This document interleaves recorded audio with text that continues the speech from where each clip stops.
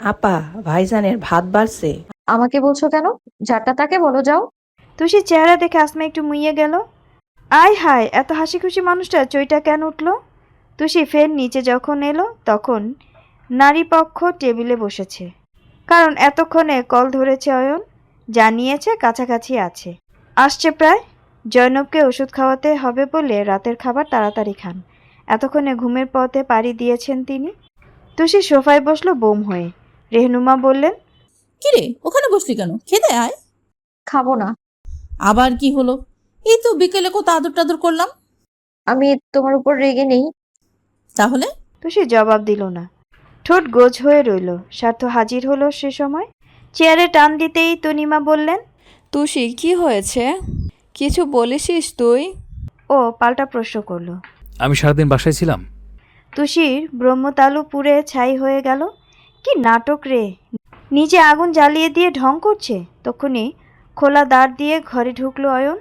ইউষা তড়িৎ সোজা হয়ে বসলো। কিছু বলবে পূর্বেই মুখ খুললেন তনিমা। বললেন, এসেছিস? ফ্রেশ আয়, যা খাবার দেই। অয়ন গোটা ঘরে দেখলো একবার। সবাই আছে এখানে। শওকত বসেছিলেন ছেলের জন্য। সকালে পত্রিকা ছিল হাতে। ভোর ভোর কাজে বের হওয়ায় পড়া হয়নি। ওকে দেখেই বলল, এত দেরি করলে যে? আচ্ছা থাক, এসব পরে হবে। যাও আগে হাত মুখ ধুও, সবাই তোমার জন্য বসেছিল। তারপর উঠে ঘরের দিকে যাচ্ছিলেন তিনি। অয়ন ডাকলো আস্তে করে। বাবা শোনো। থামলেন ভদ্রলোক। ভিতরের গাঢ় অস্বস্তিটা চাপা দিয়ে সোজাসুজি তাকালেন। ইস, ছেলেটার চেহারার অবস্থা শোচনীয়। কেমন মরা মরা চোখ দুটো। অয়নের জন্য শওকতের ভীষণ মায়া লাগে। কেন যে তুষির সাথে বিয়ে দিতে চাইছিলেন। এখন প্রতিদিন মরবে ছেলেটা, আর বাবা হয়ে তিনি কিছুই করতে পারবেন না। মোলায়েম স্বরে শুধালেন, কিছু বলবে? অয়ন অ্যাপ্রন আর হাতের স্টেথোস্কোপটা নামিয়ে রাখলো টেবিলের উপরে।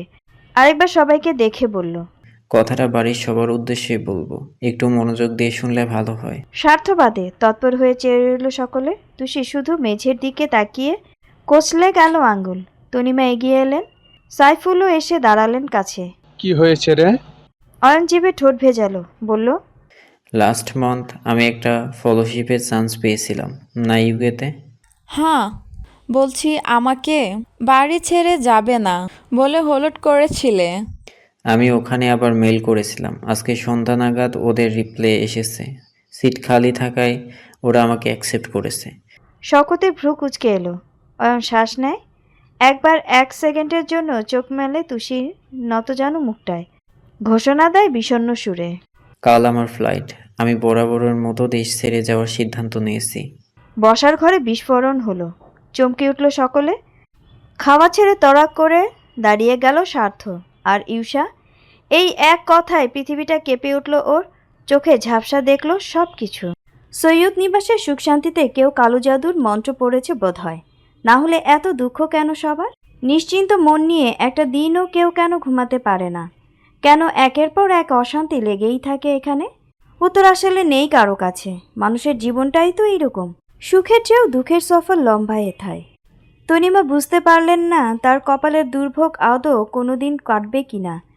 বিয়ের পর থেকে সইতে সইতে আজ এত দূর এসেছেন। সন্তানরা বড় হলে সুখ পাব, এই ভেবে এতগুলো ভোর কাটিয়ে দেয়া রমণী আজ যখন দাঁড়ালেন এই পরিস্থিতির মুখে, শুধু ফ্যাল করে চেয়ে রইলেন তিনি। বাকিদেরও ওই একই দশা আজ। শওকত থেকে বাড়ির সবচেয়ে ছোট মিন্টুটাও অবধি বিস্ময়ে নির্বাক হয়ে গেছে। এই তো আয়ন কিছুদিন আগেও হেসে হেসে বলছিল, ফেলোশিপের অফার ক্যান্সেল করে দেবো বাবা। বাড়ি ছেড়ে থাকা আমার পোষাবে না। এত ডিগ্রি দিয়ে কি হবে যদি জীবনের সুন্দর সময়গুলোই আপন মানুষ ছাড়া চলে যায়। সেই অয়ন হুট করেই এমন একটা কঠিন সিদ্ধান্ত নিয়ে নিল। তাও আবার বলল বরাবরের জন্য। মানে কি, ও কি আর ফিরবে না এখানে? খাবারে সবে হাত ডুবিয়েছিল স্বার্থ, এক লোকমাও খায়নি। ওভাবেই সব ছেড়ে উঠে এলো সে। ভাইয়ের কোনোই টেনে ফেরালো নিজের দিকে। সবার নীরবতা ভাঙল ওর এক একটি ছোড়া প্রশ্নে। দেশ ছাড়বি মানে? দেশ ছাড়বি কেন? দেশ ছাড়ার মতো কি এমন হয়েছে? অয়ন মুখ শক্ত করে আরেক দিকে চেয়ে রইল। জবাব দিল না, দেখলও না ওকে। এড়িয়ে গেল প্রতিটা কথা। সাইফুল বললেন, কি ছেলে মানুষ করছিস অয়ন? বরাবরের মতো দেশ ছাড়বি? আমরা আমরা তোকে ছাড়া থাকবো কিভাবে বাবা? তুষির বুক শুকিয়ে গেল চিন্তায়, উদ্বিগ্ন উত্তেজনায় হাঁসফাঁস করে ইউষার দিকে চাইল ও। খাবার টেবিলে কাঠের পুতুলের মতো বসে আছে মেয়েটা, যা দেখে মুখটা আরও বিবর্ণ হলো তুষির। ছটফট করে ভাবে, আল্লাহ, ইউষা এই আঘাত সইবে কেমন করে? অয়ন ভাই চলে গেলে তো ও পুরোপুরি শেষ হয়ে যাবে। স্বার্থ ভাইয়ের গাল ছুঁয়ে মোলায়েম স্বরে বলল। অয়ন, তাকা আমার দিকে। অয়ন। অয়ন তাকালো না, উল্টে হাতটা ঝটকা মেরে ছাড়িয়ে দিল। থমথমে গলায় বলল, তুমি আমার সাথে কথা না বললেই আমি খুশি হব। স্বার্থের চেহারার রং বদলালো, কোমল চোখ দুটো ছলকালো সামান্য, তবে বলল না কিছু। তনিমা ভেজা চোখে ছেলের মুখটা দেখলেন কিছু পল, থেমে থেমে শুধালেন, আমাদের ছেড়ে তুই থাকতে পারবি অয়ন? অয়ন চুপ করে রইল। সাইফুল, রেহনুমা সবাই উৎকণ্ঠিত হয়ে কত কী বোঝালেন। কেউ রাজি নয় তার সিদ্ধান্ত নিয়ে, মত নেই কারো। শুধু দীর্ঘশ্বাস ফেললেন শওকত, বললেন, থাক, যেতে যখন চাচ্ছে না যাক, আটকেও না। তনিমা আর্তনাদ করে উঠলেন অমনি। না, কি বলছো তুমি? কেন আটকাবো না? একটা ছেলে হারিয়েছি, এখন আরেকটা ছেলে গিয়ে ওই বিদেশে বিবয় পড়ে থাকবে কেন? তুষির বিরু হয়ে যাচ্ছিস তুই? তুষির সব হয়ে গেছে, আর এতগুলো মানুষ তারা তোর কেউ না। অপরাধ বোধ আর লজ্জায় তুষি আজ মরে যেতে পারল না। ঠোঁট টিপে মুখ নত করতেই চোখের জলটা গড়িয়ে পড়ল গালে। স্বার্থ বলল, তোর দেশ ছাড়ার কারণ আমি হলে যাওয়ার কোনো প্রয়োজন নেই অয়ন। আমি আর তুষি বরং বাড়ি ছেড়ে আলাদা হয়ে যাব। অয়ন হেসে ফেলল এবার, বিদ্রুপ করে বলল, খুব উপকার করবেন আলাদা হয়ে, কিন্তু এত উপকারের আমার কোনো প্রয়োজন নেই। অবশ্যই আপনি আর আপনার বউ কি করবেন সেটা আপনাদেরই ব্যাপার। আমার প্রতি এত দরদ না দেখালেও চলবে। আমি ঠিক করেছি যখন যাবই। অয়ন সব ছেড়ে মায়ের কান্নাকাটি মারিয়ে ফের অ্যাপ্রন হাতে তুলে হাঁটা ধরল ঘরে। কি ভেবে থামলো আবার, এক পা পিছিয়ে এসে দাঁড়ালো তুষির সামনে। সবার মাঝে স্পষ্ট গলায় বলল, আমি খুব করে চাইবো আমাকে ঠকানোর শাস্তিটা আল্লাহ যেন তোমাদের কোনো দিনই না দেয়। ঠকবাজদের শাস্তি অনেক ভয়ানক তো। তুমি ছোট মানুষ, সইতে পারবে না।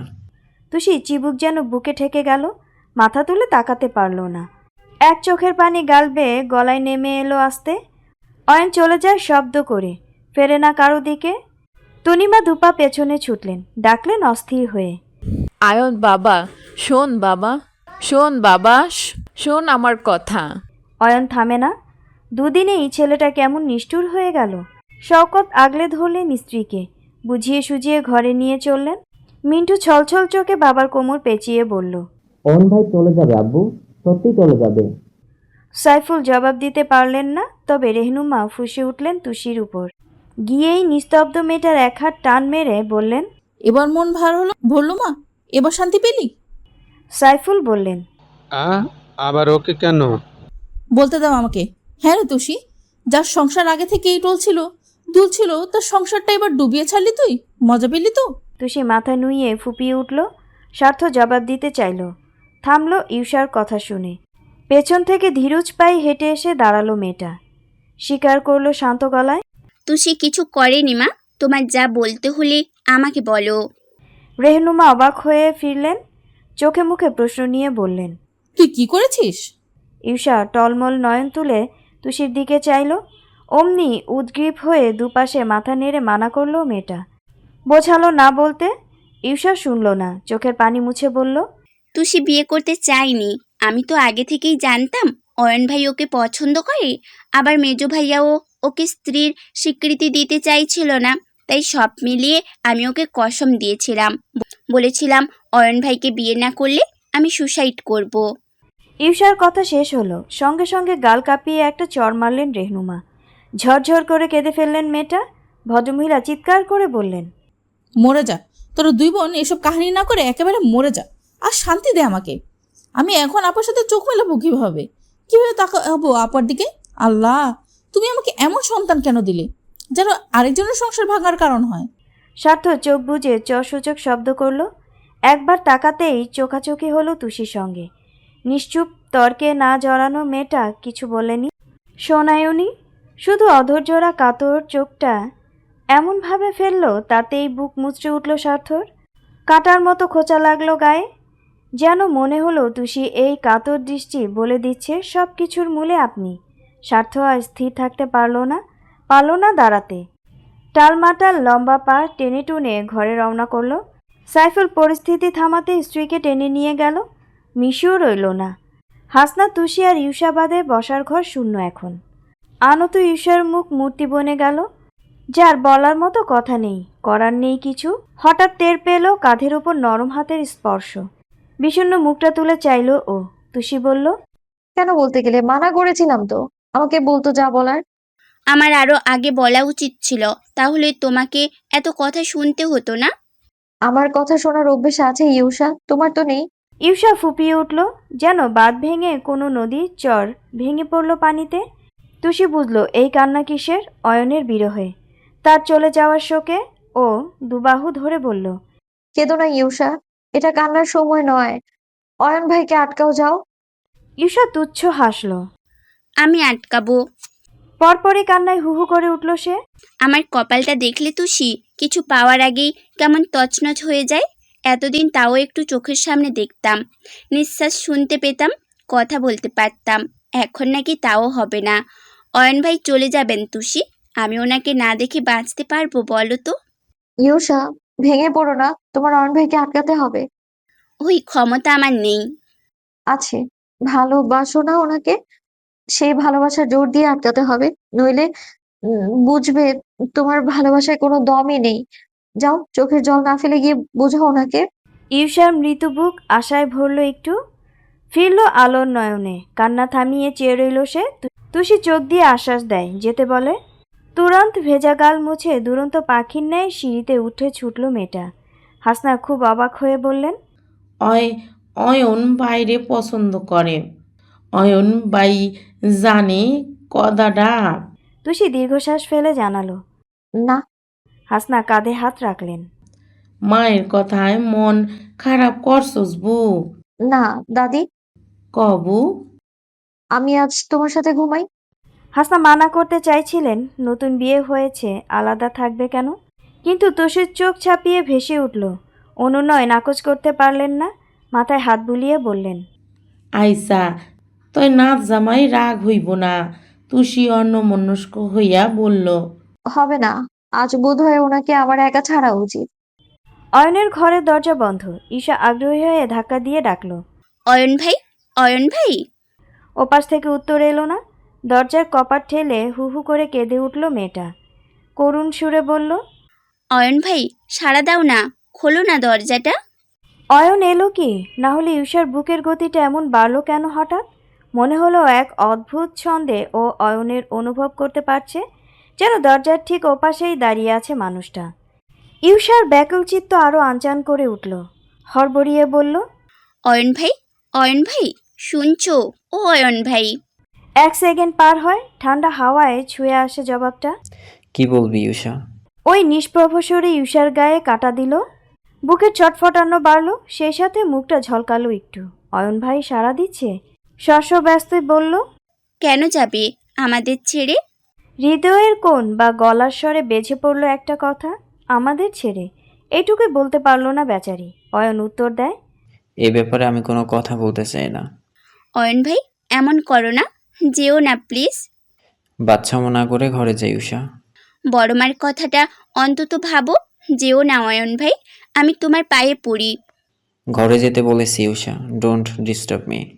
কঠোর স্বরে ঈশারের চোখে বিদ্যুৎ খেলে যায়। সুধায় কেমন করে, আমি তোমায় বিরক্ত করছি?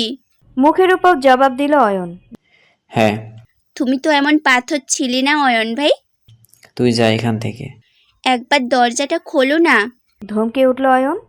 তোকে যেতে বলেছি না। এক ধমকে ঈশার বুক কেঁপে উঠল। পরপর চোখ দুটো ভিজে গেল জলে। ভেতরটা ধসে পড়ল অসহায়ত্ব আর উপায়হীনতায়। এখন হাত কামড়ালেও যেন তার কোনো পথ নেই। সব ও ডুবিয়েছে। কেন ও বলে দেয়নি? অয়ন ভাই, তুষি মেজো ভাইয়াকে ভালোবাসে, তুমি এখানেই থেমে যাও। কেন ও আটকায়নি তাকে? কেন ও তুষিকে মিথ্যে বলে বলে রাজি করালো? এই কেন এর ভিড়েই আজ তলিয়ে গেল ঈশা, হারিয়ে গেল বেদনায়। দরজা ঠেসে ধপ করে মেঝেতে বসে পড়ল ও, পিঠ রাখলো সেখানে। তারপরও কিছু সময় কাটল। সৈয়দ ঘর নিস্তব্ধ হলো পুরোপুরি। ঈশার ফোপানো শব্দ যখন কমে আসবে কানে এলো খুব কাছে বেজে ওঠা গিটারের শব্দ। ভেজা নয়ন ঘুরিয়ে সতর্ক হয়ে বসলো মেয়েটা। অয়ন ভাই গিটার বাজাচ্ছে? ওই পাশটায় যেভাবে ইউসা বসে আছে ঠিক এইরকমভাবে ও পাশটায় দরজায় পিঠ থেকে ফ্লোরে বসেছে অয়ন। দুজনের মাঝখানে কেবল এই একটা কাঠ। অয়ন কোলের মাঝে গিটার নিয়ে ডিমবাতি নিয়ন আলোর পানে চেয়ে রইল 2 সেকেন্ড। খুব থেমে আবার সুর তুলল, থামলো, আবার বাজলো, আবার থামলো। চোখের পর্দায় ভেসে বেড়ালো একটা শার্ট প্যান্ট পরা মেয়ে হোঁচট খেয়ে রাস্তায় ছিটকে পড়েছে, মাথা ভর্তি কোকড়া চুল। হাত ধরে তুলতে এসে যাকে প্রথম দেখেছিল অয়ন, চোখ দুটো বুজে নেয় ও। আঙুল দিয়ে গিটারের তালে তোলা টুংটাং শব্দটা বহাল রেখে খুব আস্তে গেয়ে উঠল। রাত জাগা পাখি চাই, ডেকে যাই দীর্ঘশ্বাস, জোনাকিরাত জলে গাছের পাতায় আলোর আভাস, পাশে পড়ে থাকা কবিতার খাতায় মিলছে আকাশ, কলমের রং গুঁড়ো গুঁড়ো হয়ে স্তব্ধ বাতাস। ইউসা নিস্পন্দ হয়ে বসে রইল, দরজা এলিয়ে রাখলো মাথাটা। অয়নের গানের প্রতিটা কথা ওর বুকের পাঁজর ছিঁড়ে আনা ব্যথার মতন। দরজার দুপাশে দুটো মানুষ একই রকম কাঁদছে, কষ্ট পাচ্ছে, গুমড়ে মরছেও, অথচ দুজনের বিরহের সঙ্গে আলাদা আলাদা ওদের যাতনা। অথচ কোথাও গিয়ে ভালোবাসা না পাওয়ার এক অনাকাঙ্ক্ষিত বিচ্ছেদে দুজনেই নিঃশেষ যেন। ইউসার চোখ বেয়ে ফের জল নামলো, মাথা কাত করায় ভেসে গেল কানের লতিটাও। শুনতে পেল অয়ন গাইছে তখনও। ফিকে হয়ে যাওয়া কোষ আর পিছে উকি দেয় ভুল, সেরা কবিতার পাতাগুলো সব আধো অক্ষর, হৃদয়ের কোণে ভালোবাসার শেষ স্বাক্ষর। ফজরের আজান যখন পড়ল নড়ে উঠল অয়ন, চোখ মেলে বুঝলো রাতেও এভাবেই ঘুমিয়ে গেছে। এখনো পাশেই পড়ে আছে গিটারটা। অয়ন চোখ ডলে উঠে দাঁড়ালো, হাতে মুখে পানি দেয়। আজ দুপুরেই ওর ফ্লাইট, কোচ গাছ তেমন নেই, নিজের খুব দরকারি জিনিস ছাড়া কিছু নেবে না। তৈরি হলো অয়ন, এখন বেরিয়ে যাবে। না হলে নিশ্চয়ই মামুনি আসবে ঘরে, দিদুন আসবে, কিংবা চাচ্চুও আসতে পারে। ও কারো মুখোমুখি হতে চায় না এসব নিয়ে কারো সাথে আলোচনা করতে। হাতে অ্যাপ্রন তুলে দরজা টেনে খুলল অয়ন। বিহ্বলতায় চমকে উঠল অমনি। ইউসা জড়সড় হয়ে ফ্লোরে ঘুমিয়ে আছে। বাকরুদ্ধ হয়ে পড়ল অয়ন, মুখটা আরও অন্ধকার হয়ে গেল। ইস, এই মেয়েটাও না কাল রাত থেকে এখানেই ছিল। ইউসা কি একটু বেশিই কষ্ট পেল? অবশ্য ছোট থেকে ওর সাথে সাথে থেকেছে, সবসময় কাটিয়েছে। ইউসার ভালো মন্দ সব কিছুই তো দেখেছে অয়ন। সেজন্যই বোধহয় ওর ওভাবে দেশ ছাড়াটা মেনে নিতে পারছে না। অয়ন হাঁটু মুড়ে বসলো ওর সামনে। ইউসা কাত হয়ে থাকায় এলোমেলো চুল পড়ে আছে মুখে, কান্নাকাটিতে গালের উপর সাদা দাগ পড়েছে। অয়নের বুকটা কেমন করে উঠল, ভিজে এলো গলবিল। চুলটা গুছিয়ে দিতে চেয়েও থেমে গেল কি যেন ভেবে। পরপর ফোঁস করে শ্বাস ঝেড়ে নিজেকে সামলালো অয়ন। ঝুঁকে গিয়ে এক ঝটকায় ইউসার নরম শরীরটা তুলে আনে বাহুতে। ছুরি দিয়ে তরকারি কাটতে গিয়ে তনিমার আঙুল কেটে গেছে। রান্নাঘর থেকে টেনে টুনে ওনাকে বের করে সোফায় বসিয়ে গেছেন রেহনুমা। তনিমা হাতে লেগে থাকা স্যাভলনের দিকে চেয়ে চোখ দুটো মুছলেন। ভোর হতেই তিনি ছুটেছিলেন অয়নের রুমে, কিন্তু ছেলে নেই। তনিমা বুঝলেন অয়ন আসলে পণ করেছে, কারো কথা শুনবে না। বড় হয়ে গেছে না, এখন কি আর মাকে লাগে? বাড়িটা এখন নীরব, হইচই নেই, শোরগোল বন্ধ, সবার মুখ ভার। অয়ন বাড়ি ফিরল ঘড়িতে 9টা বাজে তখন। এয়ারপোর্টে জ্যাম ঠেলে যেতে ঘণ্টাখানেক লাগবে, সেই জন্য সেখানেও ইমিগ্রেশনে অনেক কাজ থাকে। ও কারো দিকে তাকালো না, দেখলও না কাউকে। তনিমা কথা বলতে উদ্গ্রীব হলেও অবজ্ঞা করলো যেন। সোজা ঘরে গেল, বেরিয়ে এলো দুটো ব্যাগ হাতে, একটা ভারী লাগেজ, অন্যটা পিঠের। নেমে আসতেই সাইফুল পত্রোধ করলেন। অয়ন, আর একবার ভেবে দেখ বাবা। ফ্লাইটের সময় হয়েছে চাচ্ছু, দেরি হচ্ছে আমার। শওকত বললেন, তাহলে যাচ্ছই? ইউ, যাও, আটকাবো না, শুধু বলবো একদম ভুলে যেও না বাবা মাকে, এসো। অয়ন ঘাড় নাড়ল, নিচু হয়ে পা ছুঁল বাবার। শওকত নিরাশ মুখে কাজ চাপড়ে দিলেন। তনিমাকে রাতভর বুঝিয়েছেন তিনি, বলেছেন এখন দুঃখ পেয়ে যাচ্ছে, ঠিক ফিরবে। কোনোদিন আমাদের ছাড়া থেকেছেও, ফলোশিপ শেষ করে টিকতে পারবে না। দেখো আর এতেই কাজ হয়েছে কিনা। তিনি স্ত্রীর দিকে চাইলেন আবার। তনিমার গাল ভিজে যাচ্ছে জলে। অয়নের কাছে যেতেই সেই কান্না বাড়ল। ছেলেকে জড়িয়ে হাউমাউ করে উঠলেন, বারবার বললেন, আসবি তো, সময় পেলে আসবি তো। অয়ন মাথা নাড়ল, বুঝ দিল মাকে। তবে ও জানে ও আর ফিরবে না, তারপর জয়নবকে সালাম করতে গেলে দিলেন না বৃদ্ধা। দুই বাহু ধরে আটকে রাখলেন, বললেন, আরেকবার ভাবতে পারতে, তোমার জন্য আমরা সবাই ছিলাম। অয়ন জবাব দিল না। একে একে চাচা চাচি সবাইকে সালাম করলো। হাসনাকে ছুতে গেলে ছিটকে সরে গেল তিনি।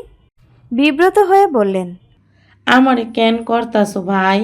আমি কি তোমারে সালামে যোগ্য? আমি কারোর যোগ্যতা দেখে মূল্যায়ন করিনি দাদি। ভালো থাকবেন, দোয়া করি। তারপর আর চোখে ঘুরিয়ে সারা ঘর দেখল ও তুষি কোথাও নেই। না আছে স্বার্থ। অন্তত আজ যাওয়ার সময় একবার থাকলে পারতো না? এত স্বার্থপর। রেহনুমা এক ব্যাগ ভর্তি করে কিছু শুকনো খাবার এনেছেন। ওনার হাতে বানানো বিস্কুট, নুডলস এসব লাগেজের ওপরের পাউচে ভরে দিতে দিতে বললেন, ওখানে গিয়ে যোগাযোগ করিস বাবা, ভুলে যাস না কিন্তু। অয়ন নিরুত্তর। সাইফুল লাগেজ ধরতে যান, বললেন, চল এয়ারপোর্ট অব্দি। পূর্বে টেনে নিল অয়ন।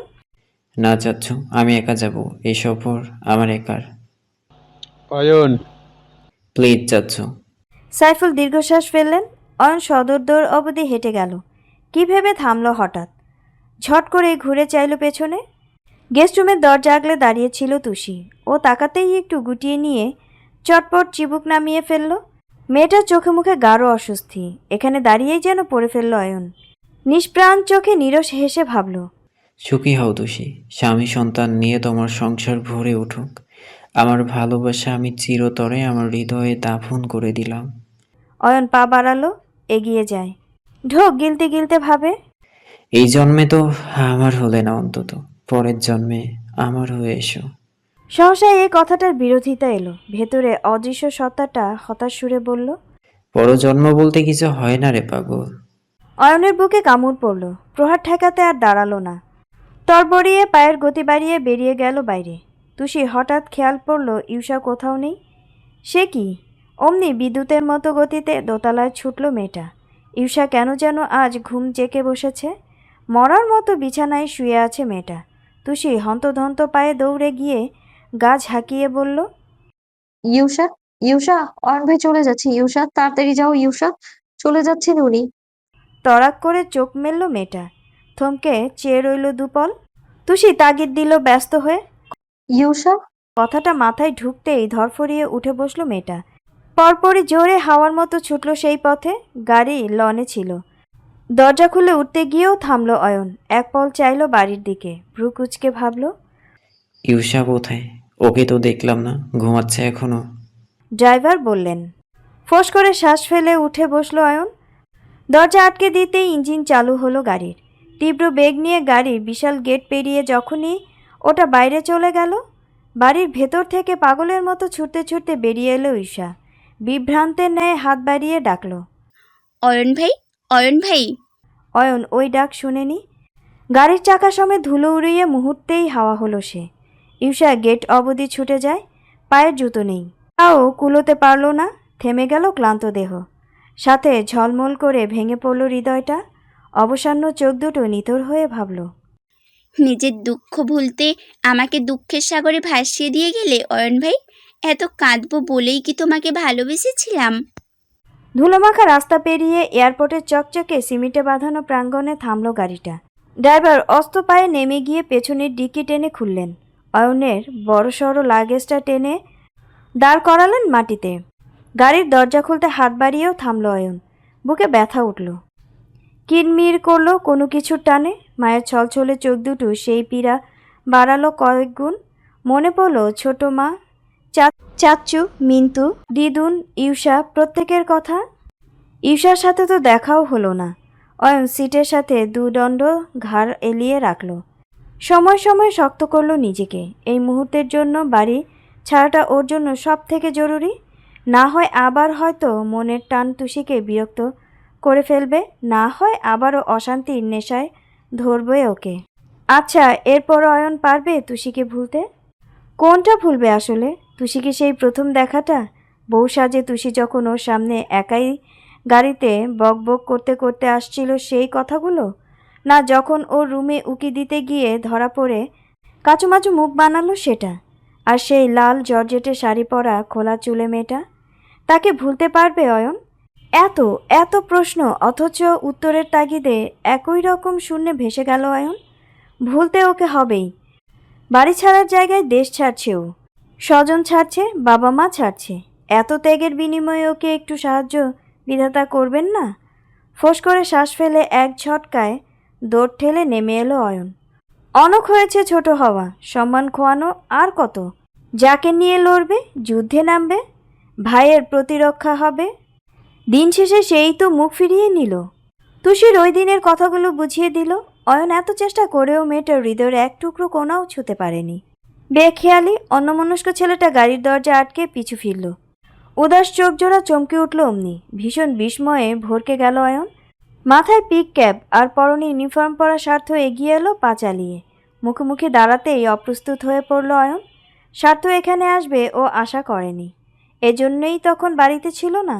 যাক, ভাইয়ের কথা মনে ছিল তাহলে। জিভে ঠোঁট ভেজালো অয়ন, জিজ্ঞেস করলো মৃদু গলায়। তুমি? স্বার্থর চাহনি নরম, সোজাসুজি বলল। চাস না অয়ন? ভাইয়ের কণ্ঠ দৃঢ়, অথচ পড়তে পড়তে অনুরোধ মেশানো বাক্য। ভেতরে কেমন করলো অয়নের। ভিজে গেল বুকখানা। ঢোক গিলে বলল, কেন? আমি গেলে তোমার কি? উল্টো তোমারই ভালো, পথের কাঁটা দূর হবে। স্বার্থ মাথা নুইয়ে ঠোঁট কামড়ে হাসল। আমি তোকে কখনো আমার পথের কাটা ভাবিনি, তাহলে হয়তো আনন্দ হতো, খুশি হতাম। আমি সবসময় জেনে এসেছি তুই আমার ভাই, আমার একমাত্র ছোট ভাই। এখন এত আবেগ, এত ভালোবাসা, অথচ স্বার্থর সময় এটা কেন মনে রাখতে পারলে না? আমি আমার একা স্বার্থ দেখিনি, তুষির ভালোটা দেখেছিলাম, কোনো না কোনোভাবে তোর ভালো। কিন্তু এখন হাজার বোঝালো তুই বুঝবি না। অভিমানে চশমা পরে আছিস অয়ন, স্বচ্ছতা সেখানে নেই।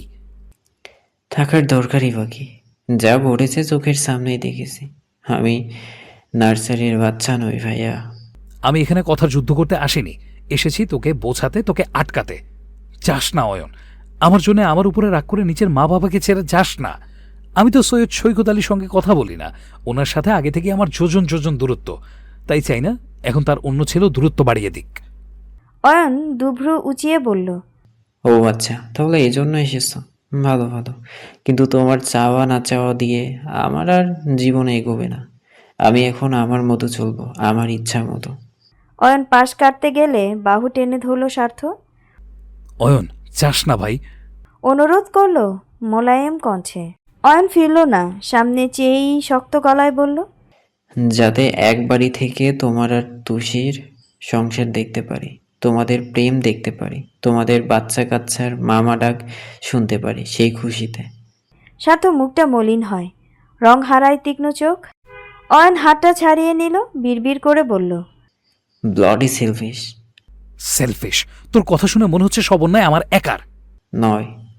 না, আমি যদি কোনোরকম কোনো অন্যায় করে থাকি সেটা একমাত্র তুষির সাথে। আমার যত অপরাধ ওই মেয়েটার প্রতি। কিন্তু তোকে আমি বারবার বলেছিলাম তুষিকে বিয়ে করিস না, নিষেধ করেছিলাম, জানিয়েছিলাম ও তোকে ভালোবাসে না। এত জোর দিয়ে বলেছিলাম, মানে নিশ্চয়ই আমি শিওর ছিলাম ওর অনুভূতি নিয়ে। বিয়ের আগের রাতেও তোকে রিকোয়েস্ট করেছিলাম আমি, তুই শুনিসনি, কানে নিসনি আমার কথা। আর লাস্ট মোমেন্টে তুষি যখন তোকে বিয়ে করবে না বলে পালাচ্ছিল, তখন আমি ওকে বিয়ে করাতে আমাকে শুনতে হলো আমি সেলফিশ। আচ্ছা, আই অ্যাগ্রি, সেলফিশ আমি। তাহলে তোকে কি রাখবো? সেলফ সিকিং, যে সবাইকে মারিয়ে কেবল নিজের লাভটাই দেখে। তুষির প্রতি তোর এত ধ্যান, এত মনোযোগ ছিল, তাহলে তুই নিজেও জানতিস না তুষি তোকে ভালোবাসে না? জানতিস না? বুঝতে পারিসনি কখনো?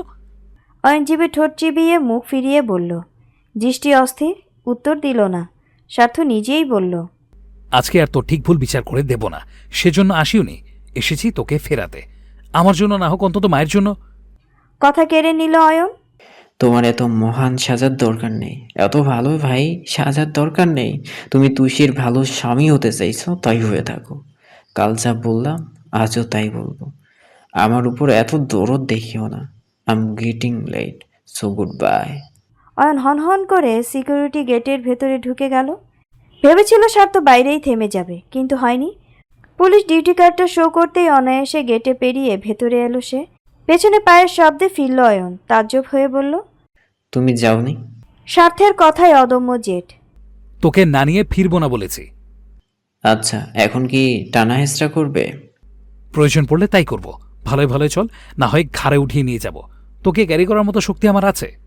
অয়ন তবদা খেয়ে গেল, একটু ভরকে বলল, তুমি কি আমাকে তুষি পেয়েছো? তুই যাবি? অয়ন 2 সেকেন্ড থম ধরে চেয়ে রইল। স্বার্থ নরম হলো, ওর এক কাঁধে হাত রেখে বলল, আমাদের বাড়িটা এমনি শুকনো চরের মতো অয়ন, তুই চলে গিয়ে সেটাকে মরুভূমি বানিয়ে দিস না।